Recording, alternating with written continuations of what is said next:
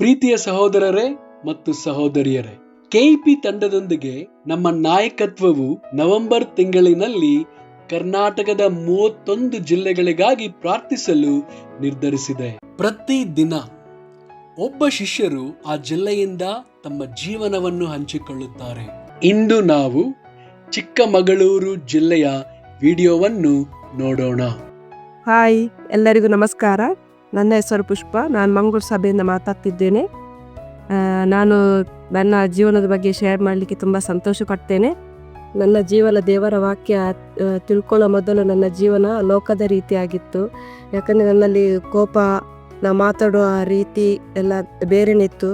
ಯಾವಾಗ ನಾನು ದೇವರ ವಾಕ್ಯವನ್ನು ಕಲಿತೆ, ಸಿಸ್ಟರ್ಸ್ನವ್ರು ಬಂದು ನನಗೆ ದೇವರ ವಾಕ್ಯ ತಿಳಿಸಿಕೊಟ್ರು, ಆಗ ನನ್ನ ಜೀವನದಲ್ಲಿ ಬದಲಾವಣೆ ಆಯಿತು. ಮತ್ತು ನನ್ನ ಕುಟುಂಬ ಕೂಡ ಅದರಿಂದ ಸ್ವಲ್ಪ ಚೇಂಜ್ ಆಯಿತು. ಮತ್ತು ನನ್ನ ಹೆಲ್ತ್ ಇಶ್ಯೂಸ್ ಕೂಡ ತುಂಬ ಸಮಸ್ಯೆಯಲ್ಲಿತ್ತು. ಯಾಕಂದರೆ ನಂದು ಕಿಡ್ನಿದು ಇದರಿಂದ ಅದರಲ್ಲಿ ಕೂಡ ನಾನು ದೇವರ ಮೇಲೆ ಭಾರ ಹಾಕಿ ದೇವರು ಅದನ್ನು ಕೂಡ ನನಗೆ ಒಳ್ಳೆ ರೀತಿಯಲ್ಲಿ ಎಲ್ಲವನ್ನು ಗುಣಪಡಿಸಿದ್ದಾರೆ.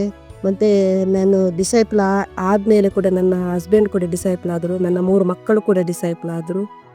ಒಟ್ಟಾರೆ ನಂದು ಫ್ಯಾಮಿಲಿ ಎಲ್ಲರೂ ಕೂಡ ಡಿಸೈಪಲ್ ಆದರು. ಮತ್ತು ನನ್ನ 2 ಮಕ್ಕಳಿಗೆ ಮದುವೆ ಆಗಿದೆ, ಅವರು ಕೂಡ ಡಿಸೈಪಲರನ್ನೇ ಮದುವೆ ಆದದ್ದು. ತುಂಬ ಸಂತೋಷ ದೇವರ ರಾಜ್ಯದಲ್ಲಿ ಇರಬೇಕಂದ್ರೆ.